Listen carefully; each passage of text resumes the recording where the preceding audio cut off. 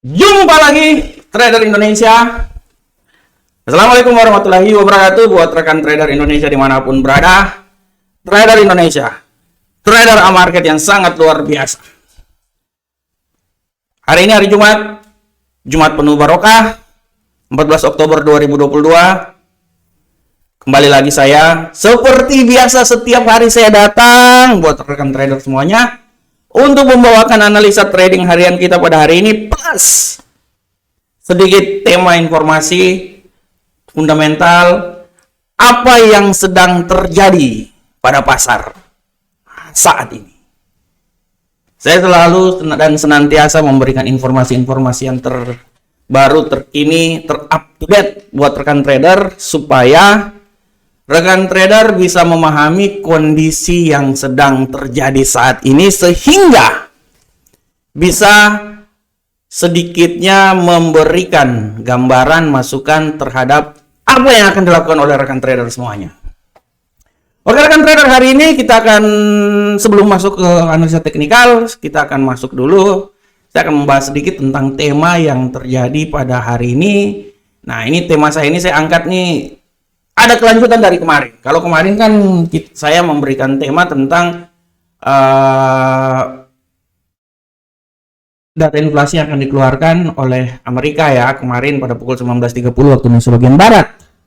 Nah, hari ini saya sedikit membahas kelanjutan dari data inflasi tersebut, di mana akibat dari data inflasi yang dikeluarkan membuat dolar tersungkur TKO dan KO. Wah, bahaya ini. TKO dan KO, tersungkurnya dolar akibat data inflasi yang terjadi di Amerika. Nah, jadi kalau rekan trader lihat hari ini ya, pergerakan pasangan mata uang hari ini benar-benar ada sangkut pautnya dengan apa yang terjadi kemarin. Ya, rekan trader bisa lihat bagaimana kemarin sempat mengalami kenaikan, tapi setelah itu pasar memang rekan trader secara garis besar ya. Ini saya kasih sedikit mana sih kalender ekonomi. Nah, ini dia. Ini kalender ekonomi minggu ini kita lihat. Nah, kalau rekan trader lihat ya, kalau rekan trader lihat secara garis besar ya. Nah, ini dia mana ini dia. Oke. Nah, kalau rekan trader lihat secara garis besar ya, bisa dilihat di sini bahwa nilai dari inflasi ini 8,2 ya. Nah, dia memberikan kekuatan yang sangat luar biasa terhadap dolar Amerika. Ya, sehingga pasar di saat statement ini dikeluarkan ini benar-benar dia naik sangat luar biasa ya. Nah, tapi ingat juga ada klaim pengangguran, di mana pengangguran ini benar-benar membuat terbanting-banting itu dolar Amerika. Dan bisa lihat bukan sampai 228K. Inilah yang menjadi alasan kenapa kemarin seperti roller coaster. Setelah dia naik, akhirnya dia turun. Karena gimana rekan trader? Ini saya cuma mau bilang buat rekan trader bahwa setiap informasi data yang dikeluarkan, ya, setiap informasi serta data yang dikeluarkan itu adalah data resmi dari suatu instansi, misalnya The Fed dan lain-lain. Tapi hasil yang terjadi di lapangan adalah keinginan dari pasar. Sehingga kalau kita lihat kemarin, imbas dari data yang dikeluarkan, pasar menginginkan bahwa lebih dominan dolar ini dilakukan penjualan. Sehingga apa yang terjadi? Dolar turun sampai ke level yang paling terendah dalam minggu ini, sempat menyentuh 112. Ya rekan trader, sempat dia naik luar biasa kemarin ke 113. Setelah itu dia jatuh bebas, turun sampai ke 112. Dan kalau kita lihat sebenarnya ini secara teknikal pun juga saya bilang ini masih dalam batas normal, karena teknikal pun juga dia menandakan arah-arah penurunan. Malahan saya sudah memprediksikan dia akan turun lagi sampai ke 111. Kalau rekan trader lihat di sini, ya, rekan trader lihat ya. Dan kalau kita lihat ya bahwa akibat dari indeks dolar yang melemah ini, setelah dia sempat dia diuji ke 113 kemarin ya. setelah laporan inflasi konsumen tak lama bertahan pembalikan arah terjadi. Ya, di mana yang telah kita lihat bahwa rilis data CPI atau inflasi tercatat naik sebanyak 8,2% dan 0,04. Ya, ini lebih tinggi dari perkiraan, di mana perkiraan kemarin itu 8,1. Ya. Ini ada imbasnya juga sangat luar biasa terhadap pound sterling, karena dolar tertekan juga oleh pound sterling setelah Bank of England menyetujui perpanjangan program pembelian obligasi.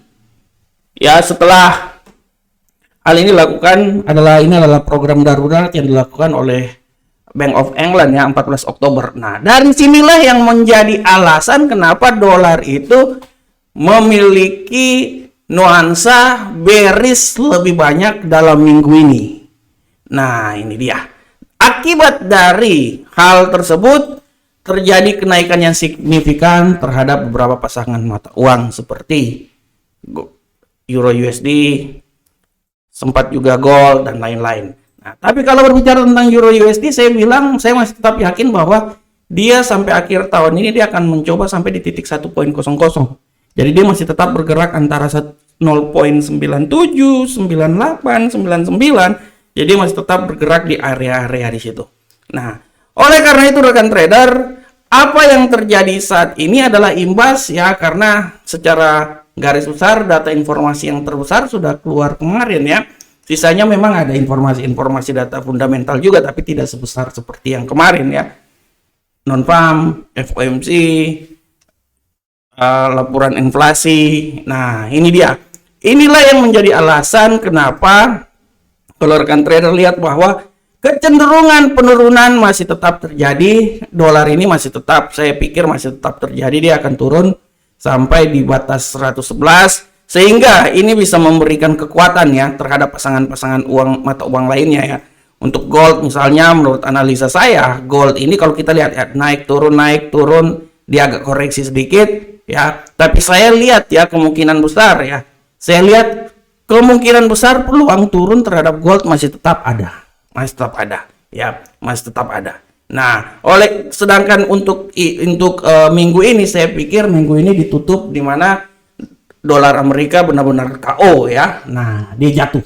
Nah, oleh karena itu rekan trader semuanya, imbas dari rilis yang dikeluarkan adalah dolar mengalami kejatuhan, tapi the Fed tetap pada patokan utama pengetatan tingkat suku bunga, hawkish, dan saya melihat bahwa kejatuhan ini adalah sifatnya sementara aja. Setelah itu mengumpulkan tenaga dan dia akan mencoba untuk naik lagi ke level yang tinggi. Kalau rekan trader sebenarnya paling simpel kayak gini rekan trader nih. Rekan trader, kita cari titik yang paling terendah di mana? Kan 40-an ya. Dia tuh belum pernah turun sampai 30 rekan trader. Dia belum pernah turun sampai 30. Dia masih berdiri tetap di 40. Ini ya rekan trader ya. Ini artinya dari sini sebenarnya kita udah tahu bahwa setelah dia turun segini, dia pasti akan naik lagi rekan trader. Nih, rekan trader gini, mari kita melihat asumsinya.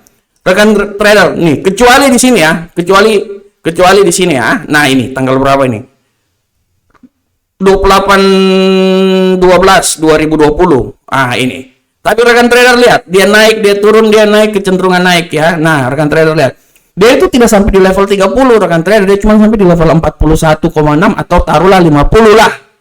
Artinya dari sini kita bisa melihat statistiknya. Apabila dia terjadi penurunan dia itu menurut saya itu dia tidak akan sampai turun jauh di level ke bawah sini 109, 111 misalnya, dia naik lagi. Ini kita lihat secara statistik aja rekan trader nih. Nih saya tarik garis ya. Ini kan biasanya kan garis 70 nih. Ini kan garis 70 ya. Oke, kita di garis 69 70 lah. Oke, 70 ya. Rekan trader lihat ya. Garis 70. Rekan trader lihat dia di daerah mana? Dia kan 50 pun juga saya nggak tarik, saya cuma sampai 41. Artinya titik yang paling terendah. Dari sini udah ketahuan rekan trader dia siklusnya terjadi siklus penurunan. Dan kalau rekan trader lihat seperti kayak gini ya. Nah, rekan trader tarik garis. Nah, gini. Rekan trader lihat garis segini. Artinya dari sini aja kita udah bisa lihat rekan trader secara matematika aja. Ini kita cuma lihat secara matematika teknikal ya. Dia akan turun, dia akan tembus di level sini nih, 111. Setelah itu dia naik lagi. Itu aja sebenarnya. Jadi dari sini ini di luar fundamental ya, kita lihat secara teknikal ya. Dari sini aja kita udah bisa lihat bahwa dia kalaupun terjadi penurunan batas terendah itu di 111, setelah itu dia akan naik lagi ke atas. Dia akan melampaui dari 114 atau mungkin 115 dan lain-lain. Oke rekan trader, waduh ini saya udah terlalu banyak ini. Oke, demikianlah tema kita pada hari ini ya. Sekarang kita langsung to the point aja, kita masuk ke analisa teknikal kita. Kita mulai dari indeks dolar Amerika. Rekan trader, indeks dolar Amerika seperti biasa kita masuk. Indeks dolar Amerika pada hari ini telah saya jelaskan dengan saksama dan dalam tempo yang sesingkat-singkatnya, di mana pasangan dari indeks dolar Amerika ini dia mengalami penurunan yang sangat dahsyat ya. Selama minggu ini benar-benar dia jatuh bebas, sempat naik di hari Senin atau hari Selasa, setelah itu dia turun lagi. Kemarin sempat naik sampai 113, dia rebound balik lagi. Tapi secara garis besar ini adalah sangat normal ya, mengambil posisi sebelum akan mencapai ketinggian lagi. Dan kalau saya lihat di sini bahwa dia kalau mau turun dengan titik terendah itu di 111.766 ya, masih sisa. Tapi kalau menurut analisa saya dia udah sampai di level yang paling ini saya hapus dulu kali ya supaya jangan kelihatan. Ini dia masih bisa turun lagi. Saya berasumsi penurunan dia itu paling maksimal menurut saya ya. Dia turun sampai di 111.901, setelah itu dia akan naik lagi. Dengan ketinggian kenaikan dia kalau menurut saya paling tertinggi itu di daerah sini. 112.423 itu ya rekan trader. Nah ini aja. Saya tidak mau bilang di 111.766 segala sesuatu masih bisa terjadi. Tapi ingat hari ini juga ada news. Tidak tertutup kemungkinan news memukul balik lagi arah dari dolar Amerika ini sehingga dia bisa naik lagi ke atas. Nanti pada pukul 20 kalau nggak salah. Nah, oke. Selanjutnya kita masuk ke Euro USD rekan trader semuanya. Untuk Euro USD sudah sangat jelas kita lihat di sini pergerakan dari Euro USD adalah sebagai berikut. Pergerakan Euro USD hari ini adalah imbas dari kemarin, di mana hari ini pergerakannya lebih banyak bullish dan kita bisa lihat secara jelas ini bahwa bullish yang terjadi pada Euro USD memberikan tekanan yang sangat luar biasa, di mana ketinggian maksimal yang bisa terjadi dalam pasangan mata uang ini adalah di posisi 0.98347. Tapi menurut saya maksimal yang akan terjadi itu sebenarnya di 0.98231 menurut analisa saya. Oleh karena itu saya bisa menganalisa bahwa apabila terjadi kenaikan dan nanti terjadi penurunan balik, saya menganalisa bahwa penurunan balik itu sampai di 0.97706 sehingga arah pergerakannya adalah sebagai berikut. Kalau saya tidak mau bilang dia sampai di posisi atas sekali di 0.98347, itu menurut saya terlalu jauh. Dia sampai di 0.98 aja ya. Oke, selanjutnya kita masuk ke pound sterling. Rekan trader, bagaimanakah pound sterling? Nah, untuk pound sterling sudah sangat jelas ini kita lihat bahwa pada prinsipnya pound sterling sama juga dengan mata uang lainnya, tendensinya masih tetap sangat kuat untuk terjadi bullish ya. Ini imbas dari penurunan yang terjadi oleh indeks dolar Amerika ya. Sehingga saya bisa melihat di sini bahwa dia akan mencoba untuk sedikit melakukan penaikan. Saya mau bilang bahwa dia lebih banyak tendensi dia pada hari ini lebih banyak menuju lebih banyak sideways sebenarnya ya. Saya bisa bilang bahwa dia ini kalaupun naik paling tertinggi menurut saya itu di 1.14066. Itu menurut saya ya, dan harap diperhatikan apabila terjadi penurunan, saya bisa mengestimasi bahwa penurunan dia nanti akan yang paling terjadi, yang paling terendah itu di seputaran sini nih. Sabar saya. Nah ini dia. 1.13017 ini dia. Harap diperhatikan oleh rekan trader semuanya. Nah ini dia ya. 1.14066 sampai 1.13017. Kita lanjut ke gold rekan trader. Bagaimanakah gold hari ini? Gold hari ini sudah sangat jelas seperti biasa ya, pergerakannya lebih banyak bullish. Setelah kemarin dia agak terjadi sedikit penurunan, gold hari ini bullish. Rekan trader bisa lihat bahwa bagaimanakah pergerakan gold. Nah, ini dia. Nah, gold kita bisa lihat pergerakannya menurut analis saya dia masih bisa naik lagi ya. Dengan tendensi nilai tertingginya itu di 1677, tapi saya lebih sepakat kalau kenaikan tertinggi dia itu di 1676 di sini, poin 22 ya. Dan hati-hati kalau terjadi penurunan, saya berasumsi bahwa dia akan turun di seputaran 1663. Nah, di sini ini arah pergerakan dia. Saya lebih tendensinya seperti ini arah pergerakannya. Oke, selanjutnya kita lihat ke USD Yen Jepang, rekan trader. Untuk USD Yen Jepang, pergerakan dari USD Yen Jepang benar-benar dia menanjak jauh terus. Setelah kemarin naik lagi, hari ini lebih naik lagi di 147. Dia sekarang di 147.459. Dan bagaimanakah pergerakan selanjutnya? Kalau saya berestimasi bahwa dia ini tidak akan lebih tinggi lagi. Paling maksimal kenaikan dia itu di seputaran sini. Nah, ini dia nih. 147.615, tapi hati-hati. Pembalikan arah bisa terjadi dan tidak tertutup kemungkinan dia akan turun sampai di 147.081. Ini dia, ya. Ini adalah arah pergerakan yang terjadi terhadap USD Yen Jepang. Oke, rekan trader semuanya. Demikianlah analisa kita pada hari ini, rekan trader. Saya berharap semoga apa yang saya berikan ini bisa sedikit memberikan gambaran terhadap apa yang akan dilakukan oleh rekan trader semuanya. Akhir kata saya mengucapkan Assalamualaikum warahmatullahi wabarakatuh. Tetap bersama kami Market. Tetap nonton acara-acara kami. Jangan lupa subscribe dan like channel kami. Sampai ketemu di edisi analisa berikutnya. Salam Profit Indonesia.